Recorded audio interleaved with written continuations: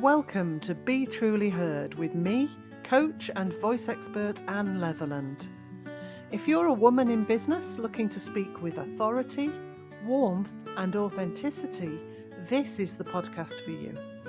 We'll explore valuable personal growth strategies alongside vocal skills, so you can overcome confidence barriers and communicate what's inside. Your voice matters. It's time to be truly heard. Hello and welcome to this episode of Be Truly Heard with me and the wonderful Emma Wyatt.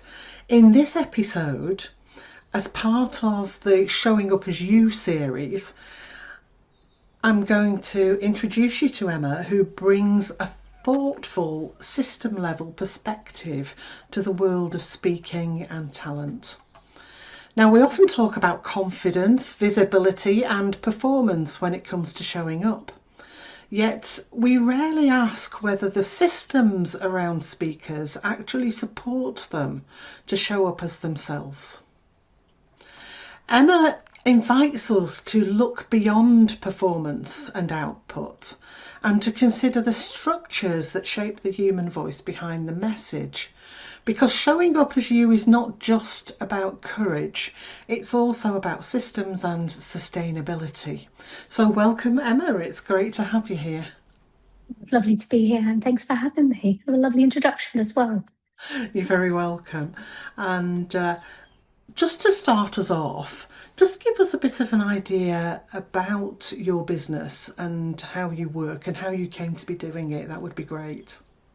Thank you, Anne. So over the years, I've had different businesses working in creative marketing strategy and now provide marketing leadership for founders, experts and thought leaders, a lot of which are public speakers. And I help them to design the systems and the processes around their workflows so that they can deliver their messages consistently, especially in a world where we're fraught by external noise. There's so much noise everywhere, isn't there? And I think I should say as well, thank you to you, Emma, for coming on today when you've got a horrible lurgy thing which is affecting your voice, but you're still getting it out there and hopefully going to have a bit of a rest afterwards. Thanks, you, Anne. It's typical, isn't it? Typical. Come and speak to you and my voice is gone. It's always the same. It's always the way. We just need to be careful. So when did you begin to notice that speakers might be working in systems that don't fully support them? I've had a lot of clients over the last 5 years, especially once they've had to pivot to a more virtual offering. There's not so many in-person live events to attend. Get a little bogged down in trying to fight through the noise, fight through the different tech and platforms and different digital offerings to be able to reach the people that matter to their speaking business. And in doing that, I think people have become fatigued, messages have got diluted, and people are losing a little faith in the general system. Yeah, I think very much that's true about the noise. And vocal fatigue is a big thing, especially when people are expected to keep going. And that just leads to an inconsistency, doesn't it? And I think as well, feeling generally like you're fighting all the time, you're more susceptible to, physical and mental fatigue, which plays a big part on your voice and also, how you come across and show up.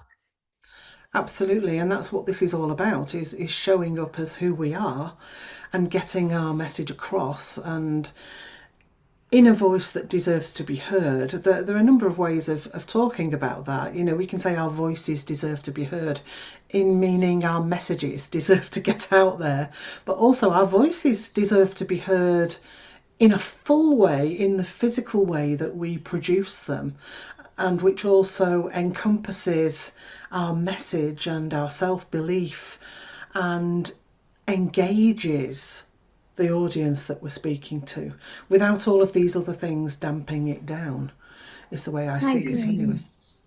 Yeah, and I think if your kind of core idea or your core beliefs and your reason for doing what you're doing and sharing your story and sharing your thought leadership, if that gets diluted or it feels like it's been sent in a different direction, then that's not going to come across clearly or in a way that lands or makes impact. No, no, indeed. And it is very, very different depending what your situation is. I mean, you can turn up to speak only to find there's no amplification and you're in a huge room. Or there is amplification, but it cuts in and out and you can't make it work with your slide system. There are all these peripheral things going on. Uh, Absolutely. and it's the same when you're online. I mean, I just had a Teams meeting before this, but very often things go wrong for some reason on my computer with Teams, and it makes you feel ruffled before you even start. And it's Absolutely. just one of those things, and you have to learn to just take a deep breath, reset. So I call these things interruptions. The sort of interruptions to what we do, but systemically we could make them much better by making sure that speakers have the support that they need behind them, especially in these days of all this tech. So what that leads me nicely into the next question, actually. In what ways do you see lack of support showing up in the voice itself? How does that come out when people speak? I think if you've spent the last 10 minutes getting your tech ready and you feel like you're in a good spot, you're about to walk out on stage and you get that kind of daunting feeling that, oh, you were waiting for the intro music or you were waiting for a particular soundbite from your slides and you don't hear it. And that can be really jarring and that can really show up in your body language and in your voice. But also, I think that sort of deep impending doom feeling, but it's fearful. And then we get a reaction a physical reaction as a response. Of course we do. I mean, there's a bit of that anyway when we're speaking. We're not performing, we're being us, but in a sense it's different to just speaking to our friend in the coffee shop. It is an enhanced version of us, isn't it, when we have to get up and speak. And when the nervous system's under pressure, then the whole voice mirrors that. So, It does. sorry. And Adam, what effect does that have on the audience? Do they pick up on that? I think they very much do because, we overlap here in many ways with what we say about this. There's the rushing, the shallow breathing, the over projection, the tension, and the voice loses warmth I'm doing it now, when we get sort of rushed and a bit nervous. And so we need to learn to be settled anyway, and that's before something goes amiss, like the sound system or an interruption. Sometimes people will walk in just before you're about to start and interrupt, won't they, and ask something or announce something about cake and tea. And all of Yeah. those things play a part in making us more nervous, I think. Also, we're all very, very busy human beings nowadays. We have a lot going on in our wider lives as well. And even just getting to the place where we're supposed to be, a lots can happen, with traffic and parking and families and children and things that you can't control. And I see that that sort of shows up as well in sort of how you physically show up. That's so true. And I think especially if people have had a bit of a stressful journey, that stays with them. And so Yeah. there's a lot going on here on the inside that can set the nervous system rattling. There's the usual adrenaline, which we need to have and we need to use. This is where I suppose my side comes in with voice skill, in knowing how to overcome the shallow breath, in knowing how to overcome the tension, so you give your nervous system the opposite message, because it cuts both ways. So your nervous system can be jangling and that will affect your voice. If you can override some of that and make your voice calmer and your system calmer, your nervous system will calm down. So it's a nice two-way thing. Uh, and I suppose speakers feel that they must be resilient and they must keep going whatever happens, and then the sound can sort of harden. But when they feel supported, the voice steadies and strengthens. Do you find that? What kind of support do you normally give? I think for a lot of clients, it's making sure that we put them in touch with the right people like yourself, that can help them with their vocal coaching, so that they have the skills and the techniques before before they're even ready. And also really honing in the message and getting to the point where they feel really Mm, comfortable and confident with it, so that when they project that, if they're going to perhaps get to a part of a story that's a bit more emotional or a bit more intense, they have control on that and can, even use their voice to really hone in on that part of the message and create more impact. that's so important. I worked with a lady who was doing a very personal talk, or at least part of it was very personal, and she was then expanding into the energy work that she did. But the story she wanted to tell was upsetting her all the time in the middle of the talk. So in the end, we put it at the beginning in a very shortened form and in a single sentence that would make the audience listen. I said, there you go now, it's out there. You'll hear a pin drop. You can then launch into what you're going to do, and when you come back to the story, it won't have the same sting because you've already got it out there. Yeah, that's So, great advice. oh, thank you. So that worked really well for her. So I completely understand what you're speaking about with that. Yeah, and sometimes you never quite know either. Like, how do you mitigate that in the moment? Maybe, Mm, I don't know, there's something else that's gone on, or the speaker before you, there was mm. something that sort of struck a chord. How do you then come back from that in the moment? Maybe you have rehearsed, but something's come up that's really impacted you. Impacts you. I do have a technique that I teach called the reset. And I've Okay. used this with a lady who was worrying about her voice because she'd had a vocal issue and a muscle tension issue. And I taught her to basically keep her throat open, breathe deeply, take a pause, and then to re-engage her voice. Now that all sounds very simple, but there's technique involved in it. It's not mega hard either, but it's something that you have to learn and think about. So there are techniques you can employ to do that. And I think if you're giving a talk or a speech or a presentation, people need time to process what you've said anyway. So if you suddenly say something and you find yourself getting a bit like this, then just stop, take a breath, open the throat.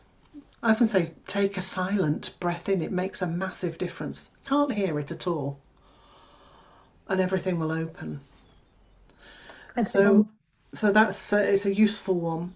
But I've noticed that voice is often treated as the cherry on the cake or just a polish kind of thing.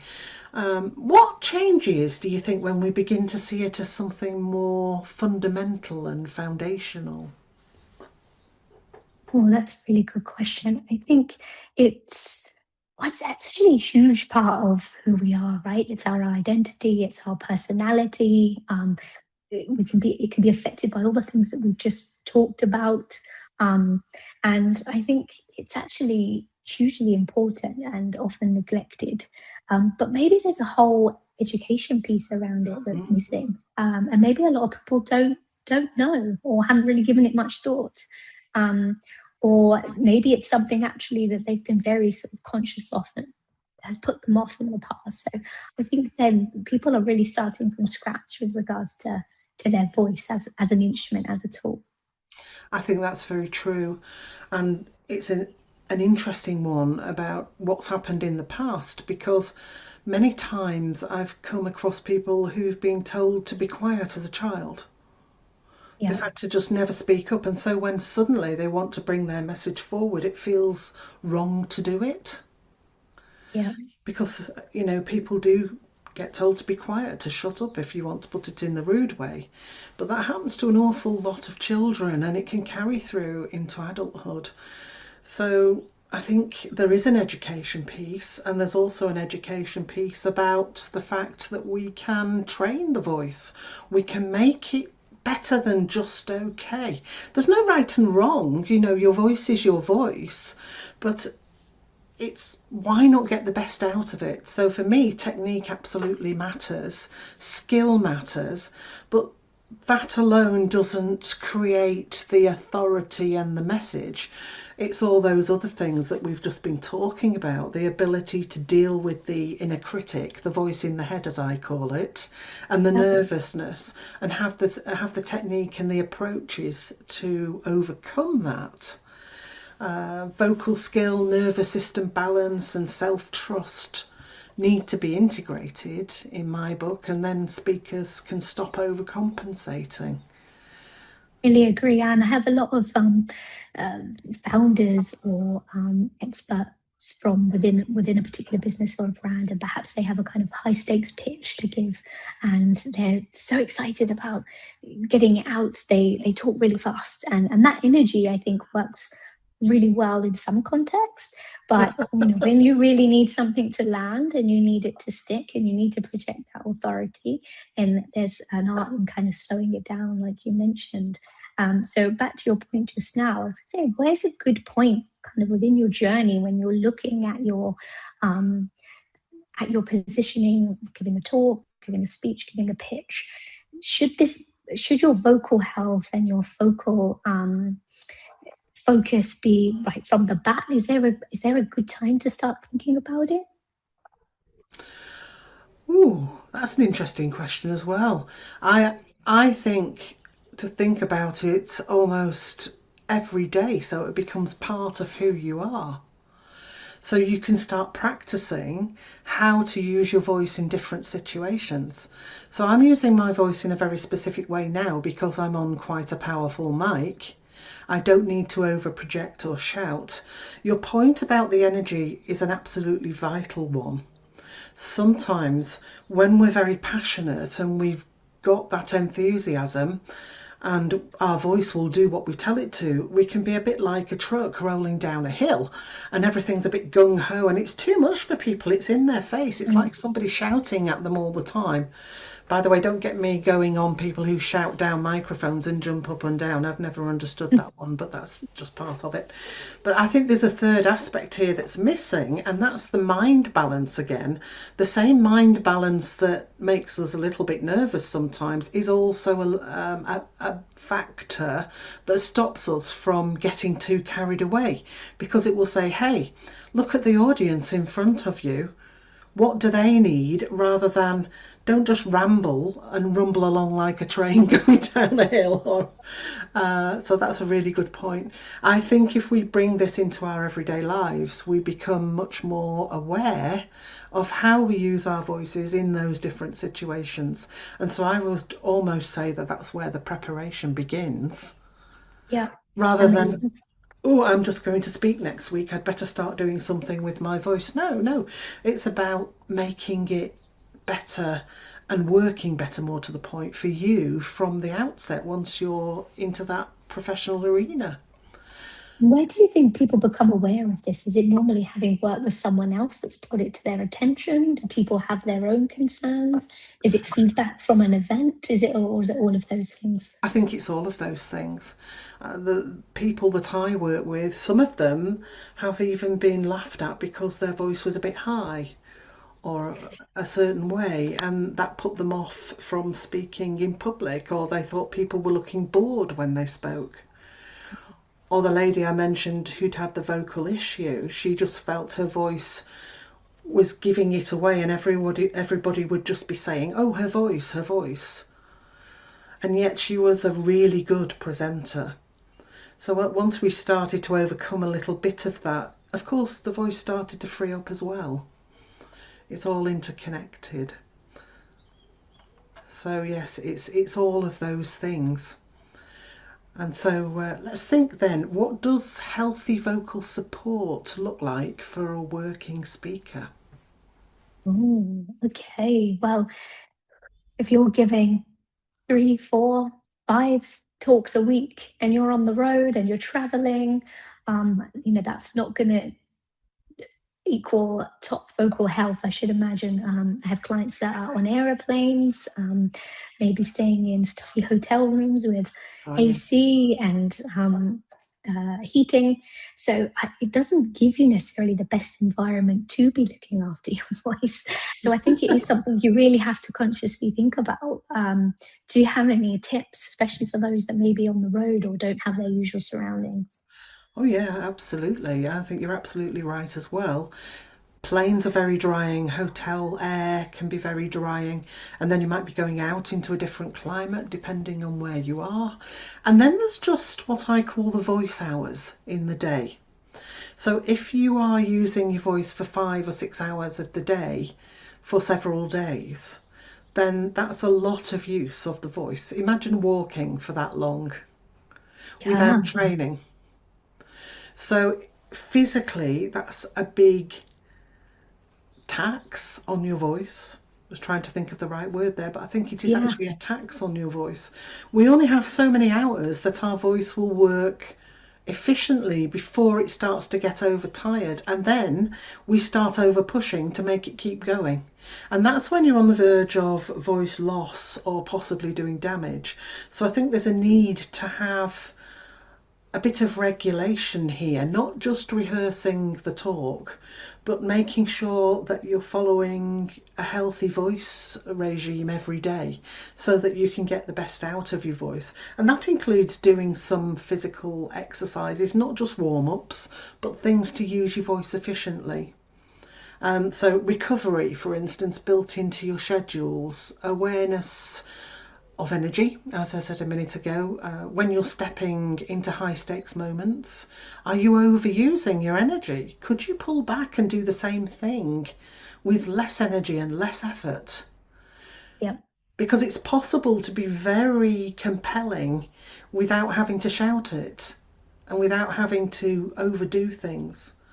And so professional voice care is sort of part of the infrastructure, if you want to put it that way. It's not an indulgence. Yeah. And and this is a hard thing to get across to people as well. You know, that care and that warming up and that practice from day to day are part of looking after one of your most important tools, your marketing tool, work tool, business tool, whatever. But also it's a tool that helps people to understand who you are and what your message is. It represents you. So why would you just go, oh no, I haven't got time for that? Absolutely. And I've also seen where people have, um, made it part of their routine to, keep hydrated, use tinctures, all kinds of different things. But I think it's hard to decipher kind of what's myth, what you've heard from other people versus what works for you. So how prescriptive is it, Anne? Does it really work to the individual and what their needs are? There are certain things which are universally helpful, and from there it's useful to have someone who can let you know whether that's a good thing for you. Because obviously sometimes people are on various medications, have certain illnesses, have certain issues, and so certain exercises won't work for them. It's a truism that, you know, one way of training the voice will work for a certain person, and then you try it on the next person and they don't get it at all. So you Yeah. have to find a way in for them. But the things that are generally rule of thumb true are keeping the voice hydrated. I advise steaming, half an hour, 40 minutes before you speak a lot in the day. No sooner, because it warms everything up and we don't want those fine blood vessels rupturing in the vocal cords. That's why. Yeah. Uh, Stay off the medicated sweets unless your throat, your upper throat is actually sore. They just go Okay. into your stomach. They don't touch your voice at all. But Okay. you can certainly gargle with salt water. If you have a sore throat, don't gargle with aspirin or anything like that. It irritates all the tissues. So That's very nice. Yeah. These yeah, are all things that you get told are the things that are going to help. So I this is know, good. but You're then debunking the myths. I'm Yeah. debunking all those myths. I do that all the Yeah. time. I do actually have something called the Ultimate Voice Planner, which is a document that's a free download, and it helps you to understand your own voice, how other people might perceive it, how to look after it, all these health tips, and then how to plan for it from day to day. whether it's a speaking day, as in presenting or meetings, or whether it's just an ordinary day with perhaps some social events. And did you know that social events actually, Emma, can take more out of your voice than the speaking work? It's the bit in between. You go for a drink with the delegates or whatever, or you meet them for lunch. As somebody who's had 3 family birthday functions in the last week and a half, I think that might be where my voice is going. I know, I know. So if we did create a more sustainable speaking ecosystem, what would feel different for the speakers? So if they were supported and people thought about these things and people thought about helping them with training, what do you think would make a big difference? What would you think would be the difference in feeling? I think if you're feeling confident in yourself, in your message, in your voice, and you can show up in a way that feels representative, then you're less likely to be underestimated. You're going to have that confidence, and you're going to be able to kind of compete on the depth of your message rather than sort of fighting through the noise, and also to be able to show up in a way that feels right and real and good, and that's sustainable. I completely agree. And voices would grow richer, I think, with the experience rather than strained and thinner and coming out as worried and not reflecting who we are. I think as well we would have more representation. I think we would have, a much wider breadth of people, different experience, be able to come through too if everybody felt good about their voice. Absolutely.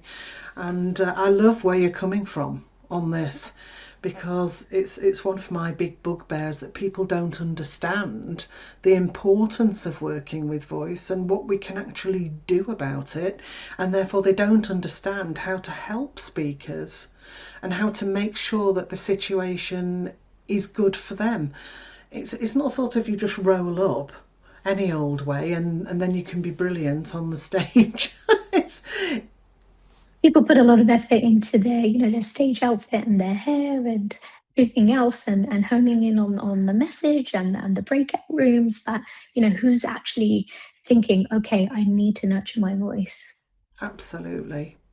And as I sort of reflect on this, I'm just reminded, I suppose, that showing up as yourself is not simply about confidence or technique. To me, confidence is released as we get everything working together, and the voice sits at the meeting point of body, nervous system, and identity. And if the system around a speaker demands constant output without support, then the voice responds, and that person can't show up as they want to. It's just not sustainable, is it? No, it's not. It's not. So perhaps this session today, this chat that we've had, has been heard by some people who do organise speaking events, either within their business or outside, and it would be worth them taking these ideas into account. And I think for businesses where employees are expected to show up and give presentations and speak on a regular basis, then it's a case of giving them the support with their voices and their speaking that they need. A bit of training is important, and then the support in the infrastructure around that to make sure that it's comfortable for them to do what they need to do. And I love the idea of the voice planner, Anne, because I think that also enables people to be accountable, which is half the battle. Because you can give everybody all the advice, but then also you need to be able to take it on and have the tools that make it move forward for you. Absolutely, and that's why I made it. But this discussion was mainly supposed to be about you, actually, Emma. But you have been chatting a lot. But I think that's because we've got so much in common in the way that we look at things, haven't we? Absolutely. I could chat to you all day, Anne, and we Oh, know me we have that too. problem. You know, I say that in nearly every podcast. I could chat to you all day. So, where can people contact you, Emma, if they'd like to learn more about you and your work, because you facilitate this? You can contact me through LinkedIn. Hopefully Anne will put a link to me in the comments. I will. And I'll make sure you have that. And my business is called Dream Clinic, and we're launching our new website in the coming weeks, so stay tuned. Oh, fantastic. We'll look out for that, and hopefully by the time this comes out it will be there, and that link will be in the notes for you all. So all of that showing up, the idea is not what's wrong with my voice, but what does my voice need to work well? What do I need to speak well? And part of that is with us, but part of it is with what goes on around us as well. And that's where being truly heard begins. And it's so important. Emma, it's been absolutely wonderful to have you here today. And thank you for being my guest on the Be Truly Heard podcast. Thank you, Anne. Join me in 2 weeks when I'll be back again with the next episode. Until then, take care and bye for now. Thanks for listening to Be Truly Heard. If something landed with you today, share it with a friend or leave a review. It really helps more women to find their voice. Want to go deeper? Join my email list for exclusive tips, resources and invitations to events. You'll find the link in the show notes. Until next time, remember, your voice is powerful. Let's make sure it's truly heard.